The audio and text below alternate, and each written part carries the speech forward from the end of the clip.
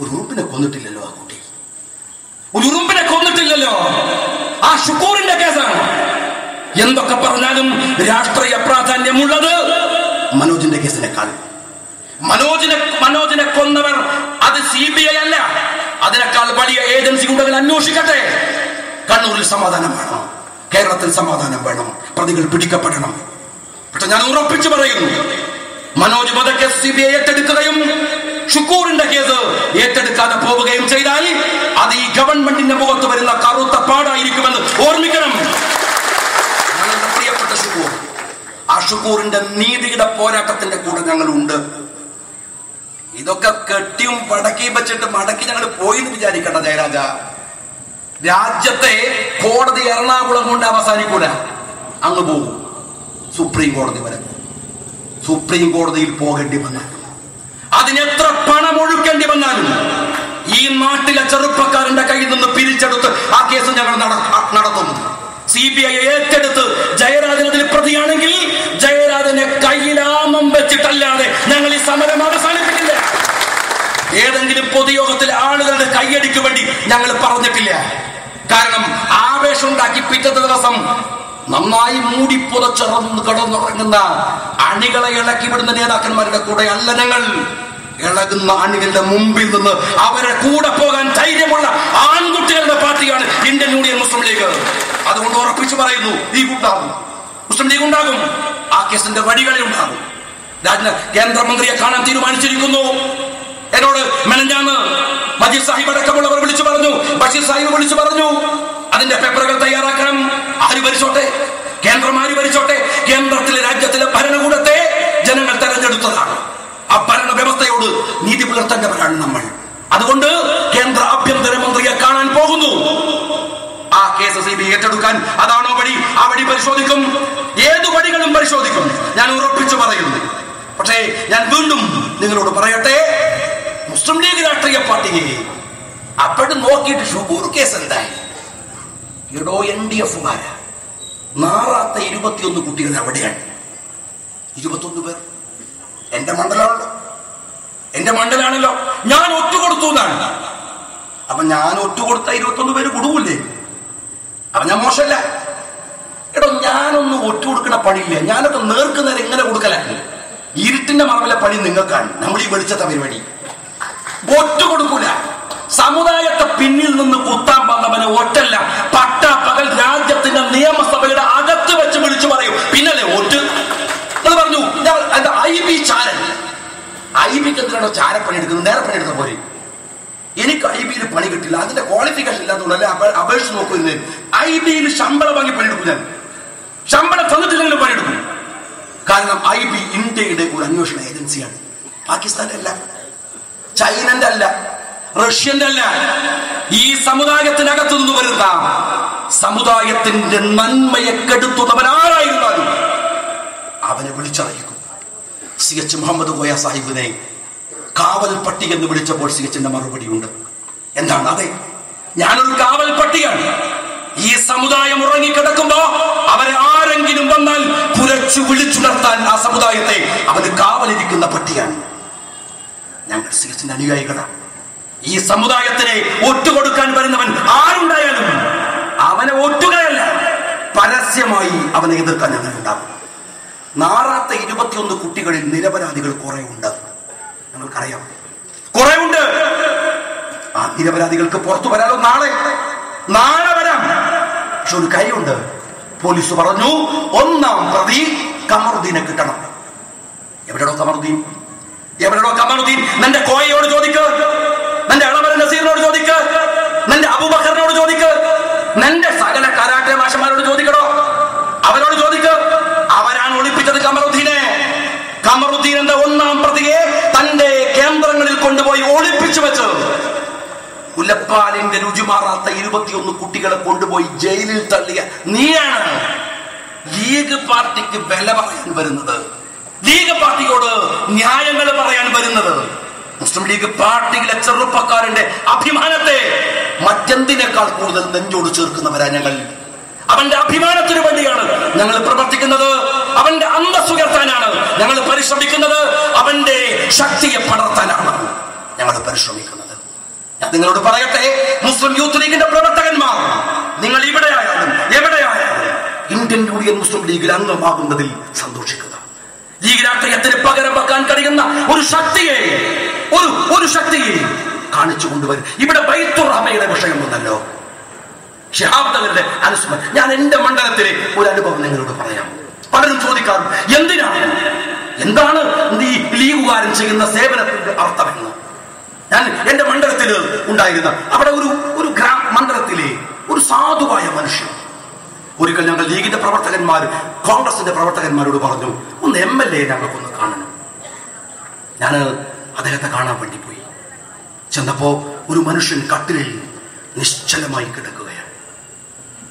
അദ്ദേഹത്തിന്റെ കാലും കയ്യുമൊക്കെ എന്റെ വിരലിന്റെ മണ്ണിൽ.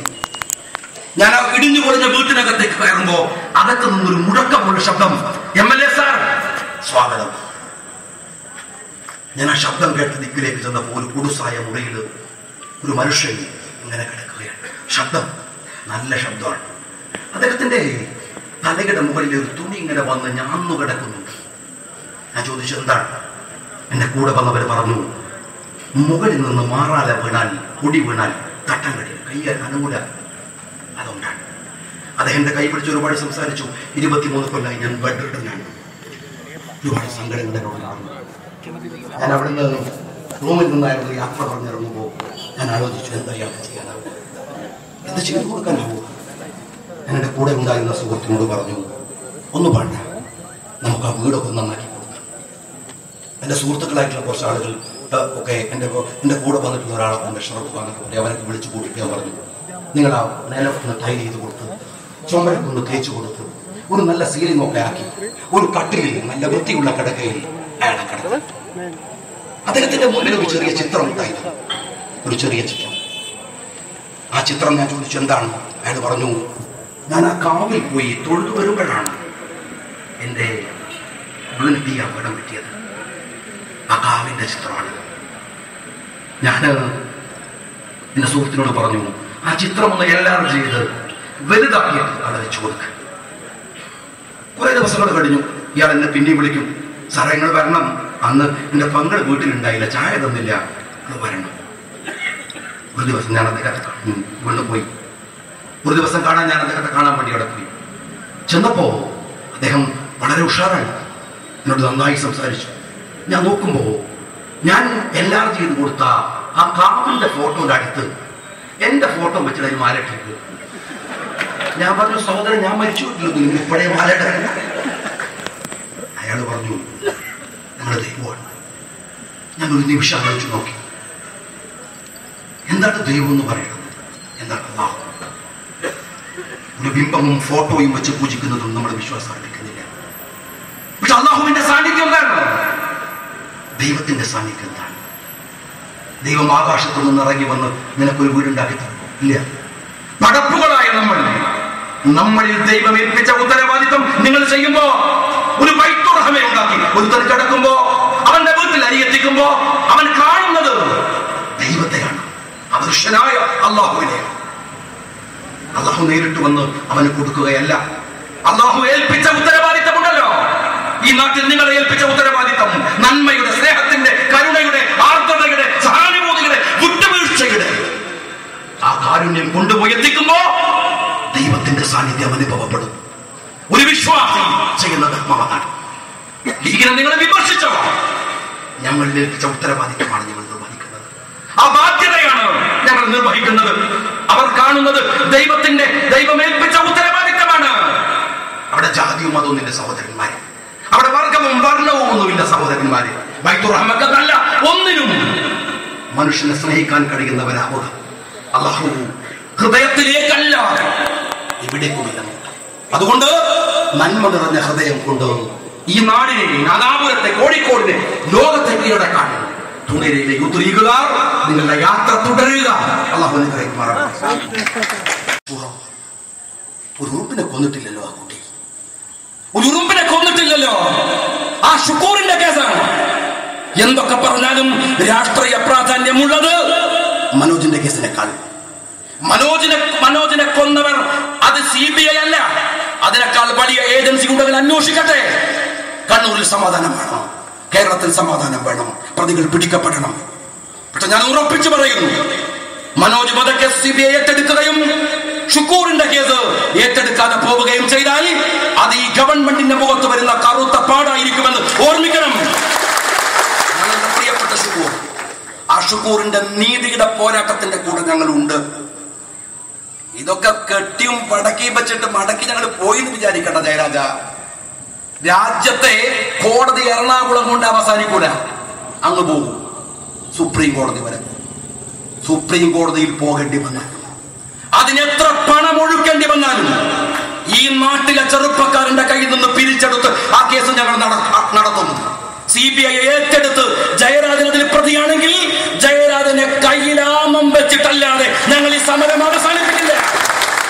ഏതെങ്കിലും പൊതുയോഗത്തിൽ ആളുകളുടെ കയ്യടിക്ക് വേണ്ടി ഞങ്ങൾ പറഞ്ഞിട്ടില്ല.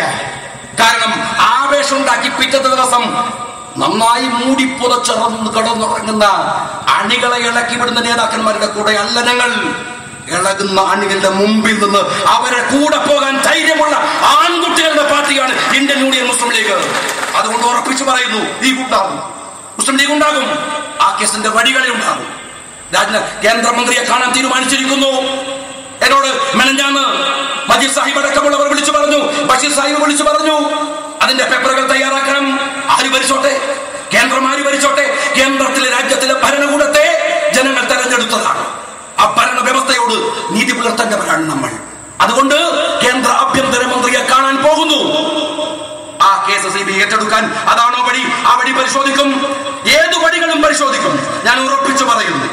പക്ഷേ ഞാൻ വീണ്ടും നിങ്ങളോട് പറയട്ടെ, മുസ്ലിം ലീഗ് രാഷ്ട്രീയ പാർട്ടിയെ അപ്പോഴും നോക്കിയിട്ട് ഷുക്കൂർ കേസ് എന്തായി?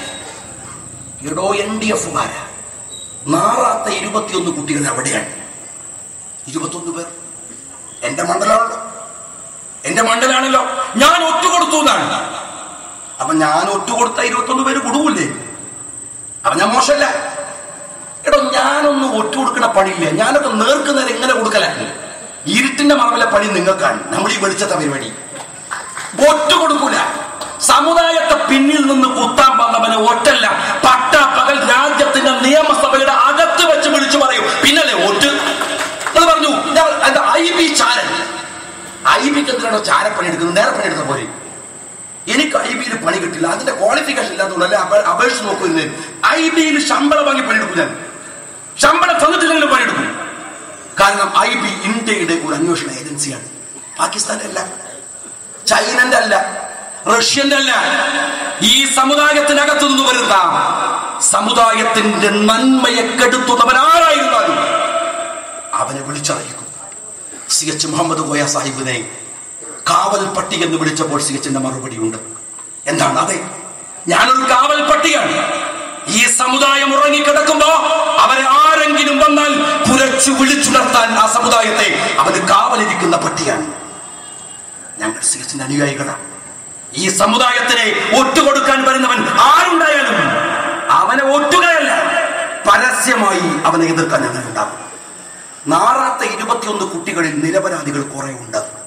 ഞങ്ങൾക്കറിയാം, കുറെ ഉണ്ട്. ആ നിരപരാധികൾക്ക് പുറത്തു വരാലോ. നാളെ വരാം. പക്ഷെ ഒരു കാര്യമുണ്ട്, പോലീസ് പറഞ്ഞു ഒന്നാം പ്രതി കമറുദ്ദീനെ കിട്ടണം. എവിടെയോ കമറുദ്ദീൻ? നിന്റെ കോയയോട് ചോദിക്ക്, നിന്റെ അളവര നസീറിനോട് ചോദിക്ക്, നിന്റെ അബൂബക്കറിനോട് ചോദിക്ക്, നിന്റെ സകല കരാട്ടെ മാഷന്മാരോട് ചോദിക്കണോ? അവരോട് ചോദിക്ക്. അവരാണ് ഒളിപ്പിച്ചത് കമറുദ്ദീനെ. കമറുദ്ദീൻ എന്ന ഒന്നാം പ്രതിയെ തന്റെ കേന്ദ്രങ്ങളിൽ കൊണ്ടുപോയി ഒളിപ്പിച്ചു.